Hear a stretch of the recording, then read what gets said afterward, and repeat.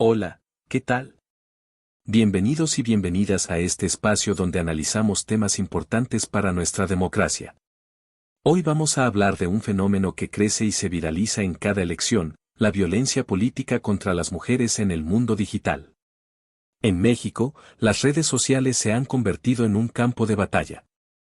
Pero, ¿dónde está la línea entre la crítica dura, necesaria en cualquier democracia, y la violencia de género que busca silenciar a las mujeres? El Tribunal Electoral del Poder Judicial de la Federación ha dedicado años a definir esta frontera. Quédate para descubrir las claves que te permitirán identificarla y combatirla. Primero, ¿qué dice la ley? Antes de 2020, la violencia política de género era un concepto reconocido por la jurisprudencia, pero no tenía una definición y un marco sancionatorio claros en la legislación federal.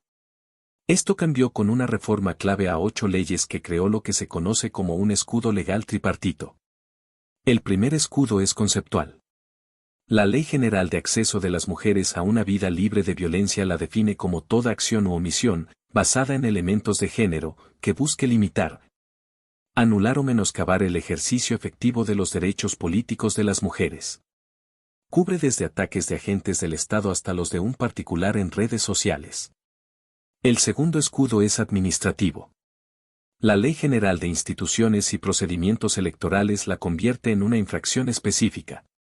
Esto permite al Instituto Nacional Electoral y a los tribunales actuar rápido, ordenando, por ejemplo, retirar contenido de Internet como medida cautelar. El tercer escudo es penal. La Ley General en materia de delitos electorales la tipifica como un delito con pena de cárcel. Sanciona específicamente a quien publique o divulgue imágenes, mensajes o información privada de una mujer que no tenga relación con su vida pública, utilizando estereotipos de género para dañarla políticamente. Estas tres vías no son redundantes, sino complementarias. Permiten una respuesta estatal más ágil y robusta ante este fenómeno. Ok, la ley nos da el qué. Pero, ¿el cómo?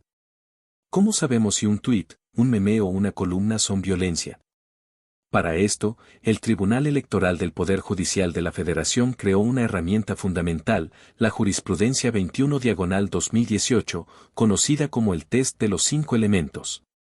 Para que se acredite la violencia, deben cumplirse estos 5 puntos en su totalidad. Primero, debe suceder en el marco del ejercicio de derechos político-electorales o bien en el ejercicio de un cargo público. Segundo, puede ser perpetrado por una amplia gama de actores, el Estado, partidos, colegas, medios de comunicación o particulares. Tercero, la violencia puede ser simbólica, verbal, psicológica, física, etc.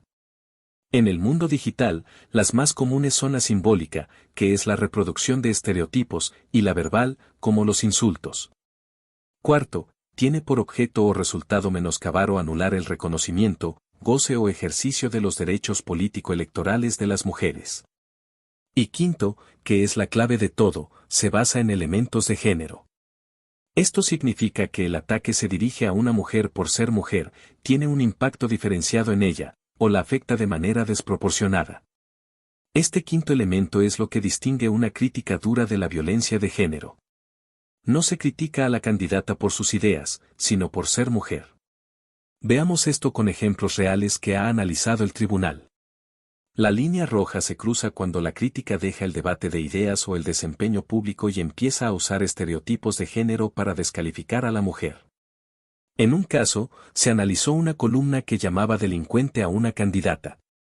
El Tribunal Electoral del Poder Judicial de la Federación determinó que, si bien el lenguaje era duro, no era violencia de género, porque la crítica se basaba en hechos de interés público. Una sanción previa impuesta a la candidata por el propio tribunal. La crítica se centró en su desempeño, no en su género, y por tanto, quedó protegida por la libertad de expresión. En contraste, se analizaron columnas que sistemáticamente se referían a otra candidata como la hija de su padre o el apéndice de su pareja. El tribunal determinó que esto sí era violencia. ¿Por qué? Porque anula su trayectoria y méritos propios, basándose en el estereotipo de que las mujeres necesitan de un hombre para llegar al poder.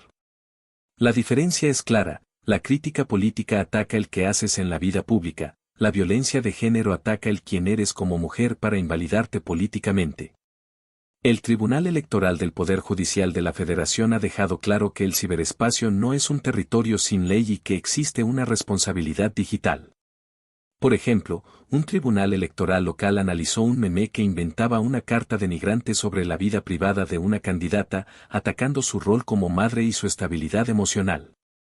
Se concluyó que era violencia simbólica y psicológica, pues usaba estereotipos para desacreditarla. El humor no es un cheque en blanco para la misoginia.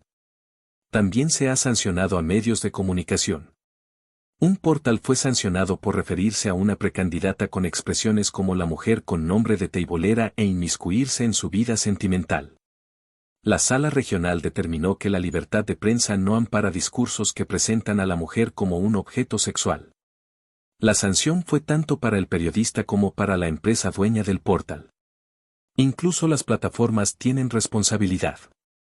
En un caso muy sonado, se ordenó a Meta, la empresa matriz de Facebook, no solo bajar contenido violento, sino mejorar sus políticas para detectar y denunciar la violencia política de género en México.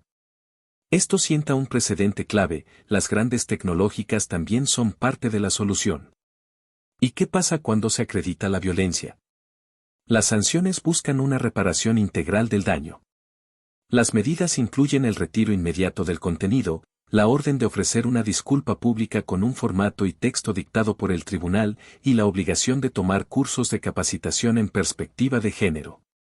Quizás la consecuencia más significativa es la inscripción en el Registro Nacional de Personas Sancionadas en materia de violencia política de género. Estar en esta base de datos pública te puede costar tu futura carrera política. Como hemos visto, el sistema de justicia electoral en México ha construido una doctrina sólida para proteger la participación política de las mujeres en la era digital. Para resumir, los puntos clave son 3. Primero, usa el test de 5 elementos.